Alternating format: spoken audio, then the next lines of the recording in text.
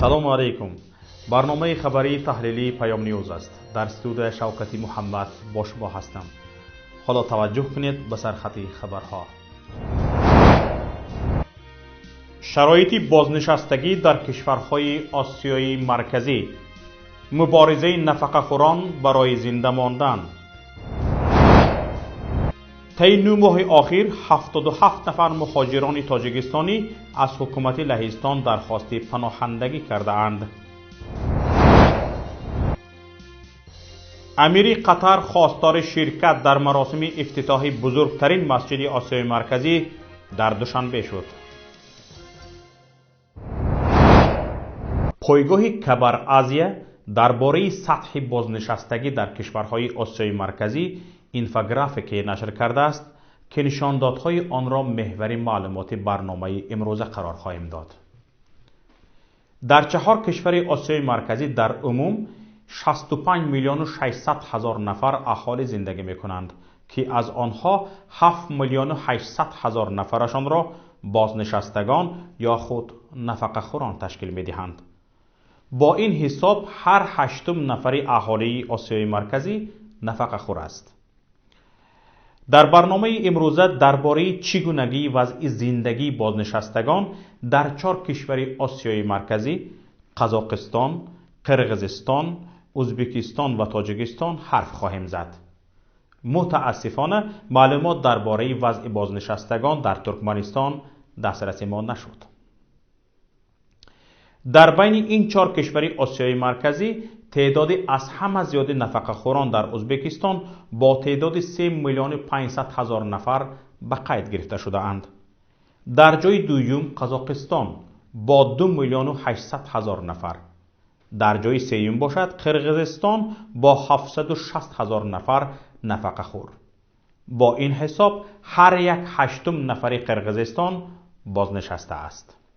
با وجود آنکه اهالی تاجیکستان نسبت به قرقیزستان زیاد است، اما از روی تعداد نفقه‌خوران تاجیکستان با تعداد 665 هزار نفر نفقه‌خور بین این 4 کشور آسیای مرکزی در جای از همه آخر یعنی 4م می‌ایستد و هر نفر 13م تاجیکستان نفقه‌خور است.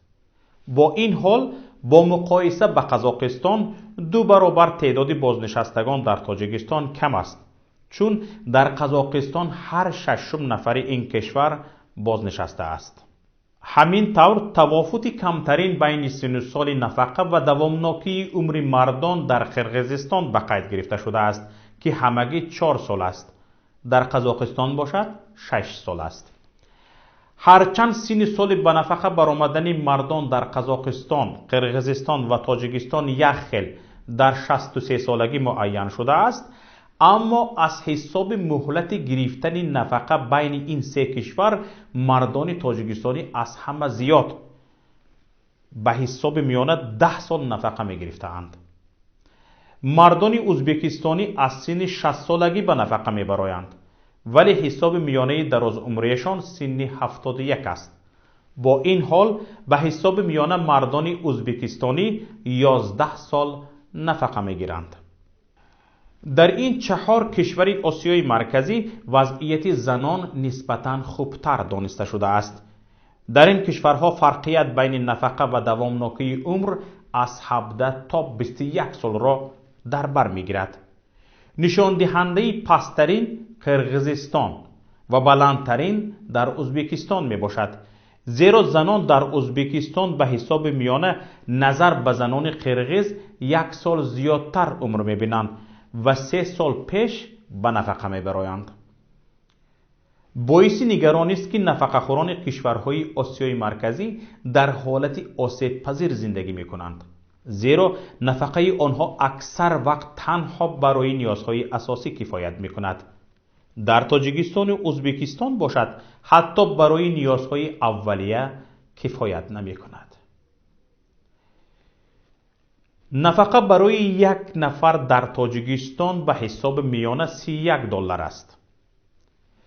پس از پرداخت قرض کمونالی در کیسه 1 نفر نفقه‌خور تاجیکستانی به حساب میانه 5 دلار باقی میماند که از ارزش ثبت استعماری 1 ماهه 10 مراتب کمتر است.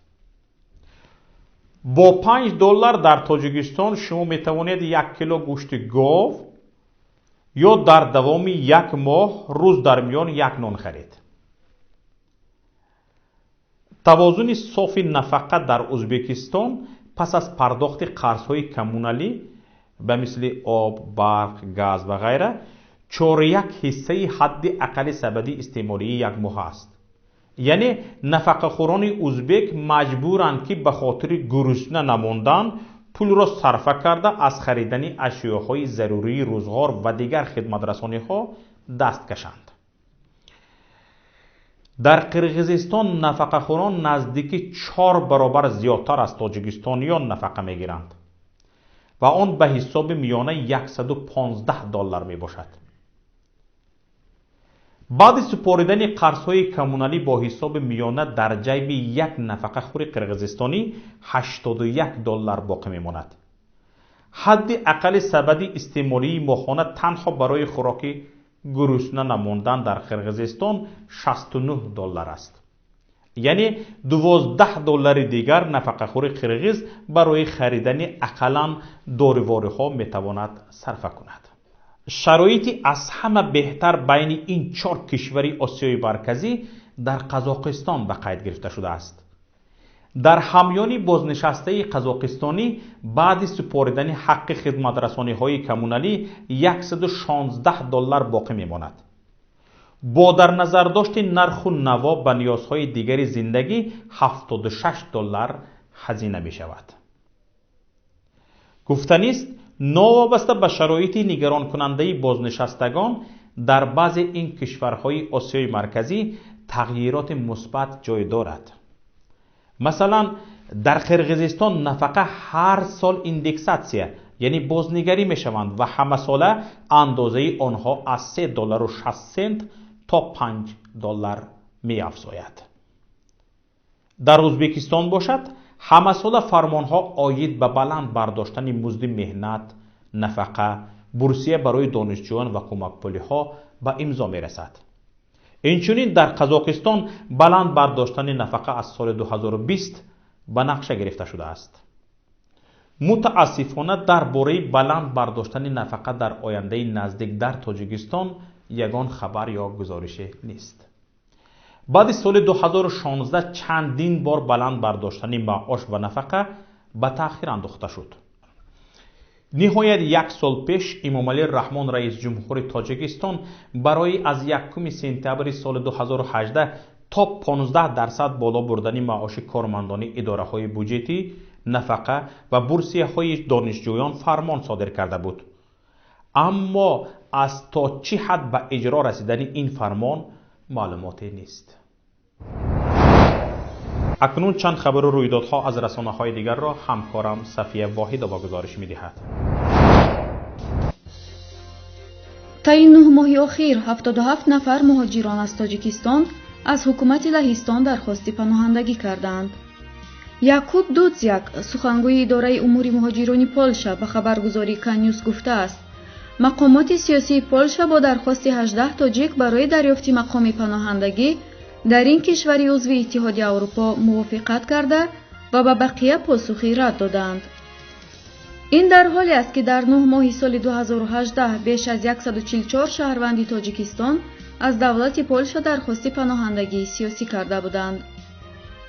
در سال 2017 این آمار 85 نفر اعلام شده است که اکثر این افراد دلیل این اقدام را تحت تعقیب قرار داشتن خویش در تاجیکستان به خاطر افکار سیاسی عنوان کردند. اما در سال 2016 بیش از 882 شهروند تاجیکستان از پولشا خواسته بودند که به آنان مقام پناهندگی سیاسی اعطا نماید. کارشناسان میگویند علت افزایش مهاجرت تاجیک‌ها به کشورهای عضو اتحادیه اروپا به موضوع ممنوعیت فعالیت حزب نهضت اسلامی تاجیکستان و گروه 24 در سال 2015 در تاجیکستان ربط دارد که بازداشت و زندانی کردن فعالان و اعضای این دو سازمان تشدید شد. گفته می شود طی سالهای اخیر بین 8 تا 10 هزار تاجیک درخواست پناهندگی خویش در کشورهای عضو اتحادیه اروپا را مطرح کردند.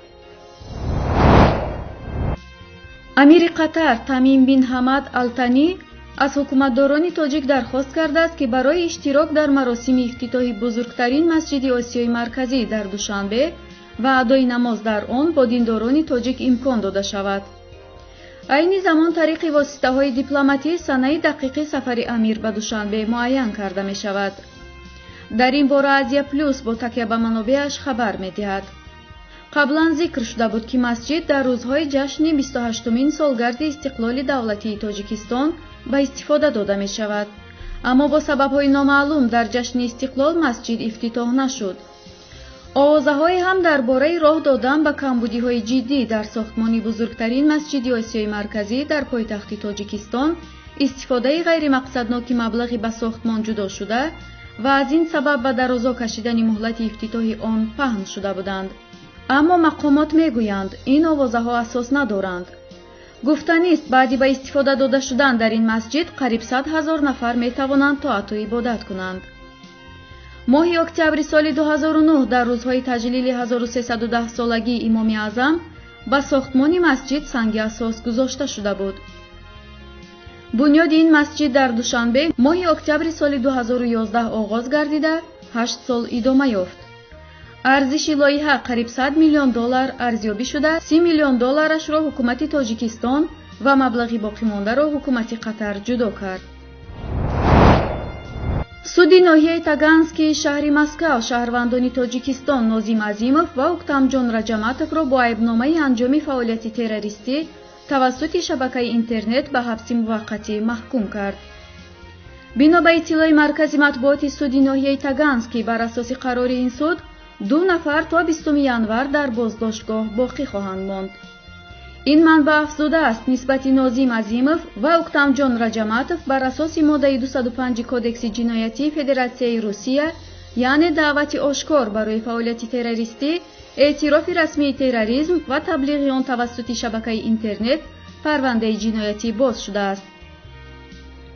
طبق معلومات سفارت تاجیکستان در مسکو، حالا در زندانهای روسیه بیش از 10,000 نفر شهروندان تاجیکستان نگهداری می شوند. از این جمله 10 نفر با عیبنامه فعالیت تروریستی روانه زندان شدند. روسیه از طریق اینترپول برای 30 شهروند تاجیکستان که در عضویت به سازمان‌های تروریستی گمانبر هستند جستجو اعلان کرده است. شمار زیادی از ساکنان تل‌آویو با برپایی تظاهرات خواستار استعفای بنیامین نتانیاهو نخست وزیر اسرائیل شدند. اعتراضگران علیه فساد مالی نتانیاهو تجمع کردند. رسانه‌های عبری زبان در گزارش‌های خود گفتند که حدود 1500 نفر در این تظاهرات حضور داشتند. دادستان کل اسرائیل روز پنجشنبه هفته گذشته به طور رسمی بنیامین نتانیاهو نخست وزیر این رژیم را به فساد مالی، تقلب و سوء استفاده از باوری عمومی متهم کرده بود. با همین برنامه امروزه ما به نهایت خود رسید. برنامه‌های دیگری ما در شبکه‌های اجتماعی و پایگاه پیام نقطه نت قابل دریافت است. خواهشمندیم هر رویداد یا حادثه‌ای را شاهد شدید لطفاً به نوار گیرید و ثبت آن را به رقم ما 49 15 16 46 15 947 توسط پیام رسان‌های واتساپ، وایبر، ایما یا تلگرام فرستید. پخش تگمه لایک و زنگوله را فراموش نکنید. موفق و سربلند باشید.